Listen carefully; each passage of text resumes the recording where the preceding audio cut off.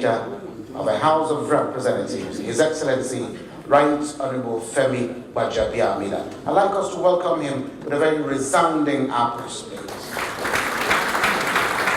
Your Excellency, the Speaker, sir.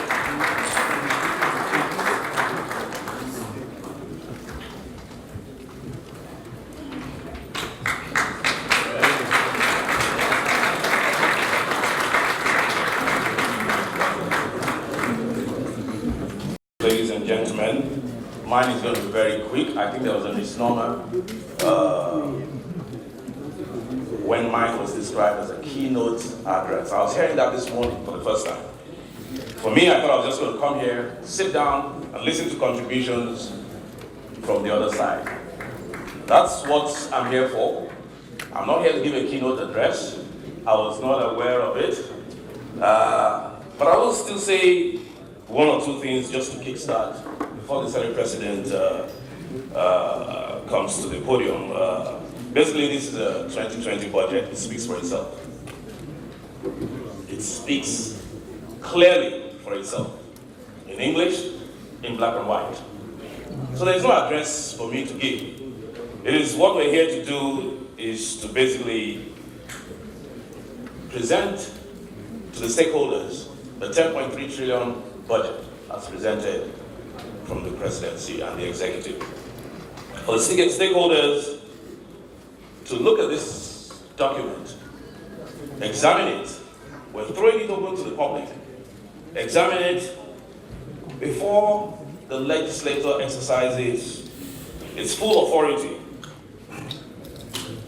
as provided for by the Constitution. So it's a budget. What we seek to do here is to get a buy-in from all stakeholders, from the Nigerian public, because I always believed that nobody is a fountain of knowledge. So even though you're given the full authority by the Constitution to appropriate, we cannot do it alone. In the House, we believe in what we call a joint task. The nation building is a joint task.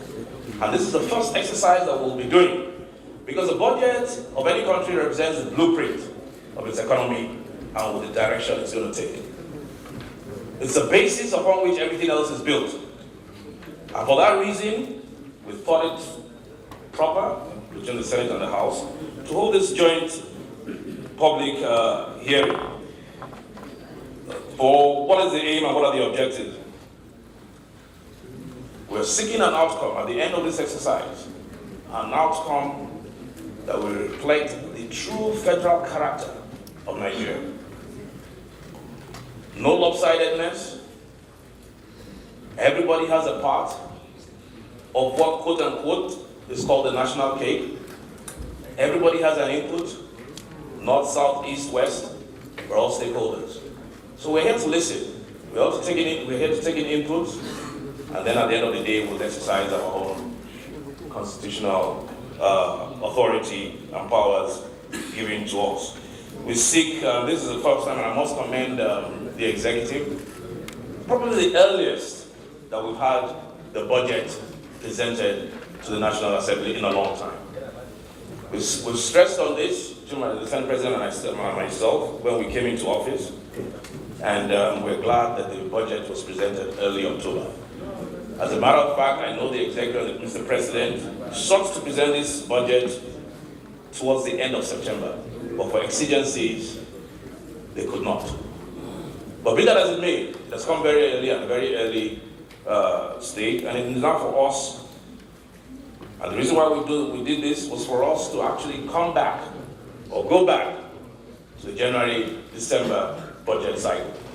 And many people have asked me, what is this big deal about January to December budget cycle? Why are we so pressed on returning the financial year to January, December? It's simple. The Constitution says so.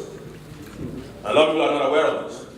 It is actually stipulated in the Constitution that the financial year of the country shall be January to December or any other time that's prescribed by the National Assembly. But if you look at the language of the Constitution, it means what it is actually saying is, yes, that or any other time presupposes that maybe there's a reason why you are unable to. But in the main, What is expected is that it will be January, December. Now, this allows for proper planning, proper implementation, as opposed to what has obtained for some time when budget is passed, going into the second quarter of the year. This has its own psychological impact. It has a way of depressing even the economy itself. And so these are the anomalies that we seek to address. And we seek to address it carrying Nigerians along.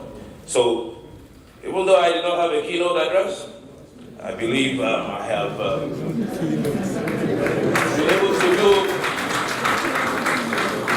been able to, in a very impromptu way, because I was not informed about this, but in a very impromptu way, I've been able to address the salient issues that are involved in this public hearing. Thank you very much.